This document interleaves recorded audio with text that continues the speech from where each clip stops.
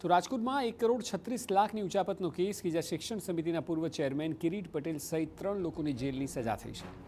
Additional chief judicial magistrate કોર્ટનો ચુકાદો કિરીટ પાઠક અને બલભદ્ર વ્યાસને 2 વર્ષની જેલની સજા, એકાઉન્ટન્ટ જગદીશચંદ્ર દવેને 4 વર્ષની સજા થઈ છે.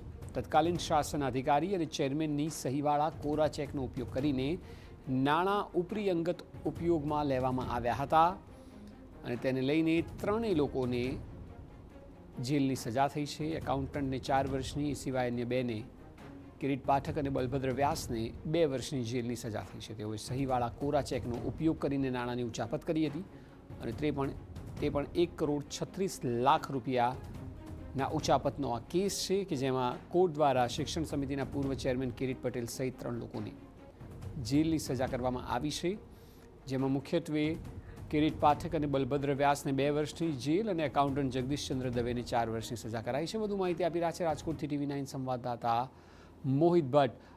મોહિત, જણાવો, આખા મામલે જ્યારે આટલા ગંભીર આરોપ લાગ્યા હતા ત્યારે આ કેસમાં કોર્ટનું અવલોકન શું રહ્યું?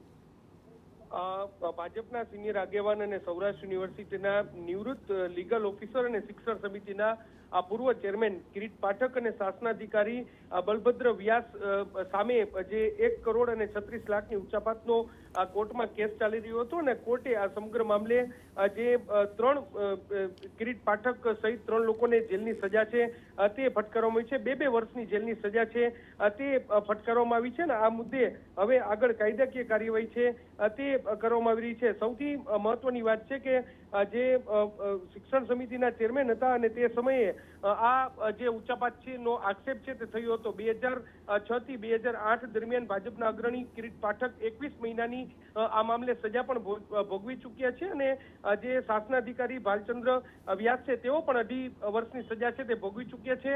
બંને અગ્રણીઓ આ જે કોર્ટનો ચુકાદો આવ્યો છે તેની સામે જે સેશન્સ કોર્ટ છે તેમાં અપીલમાં પણ તેમને આગળની કાર્યવાહી હાથ ધરી છે. જી બિલકુલ, આભાર સમગ્ર માહિતી બદલ.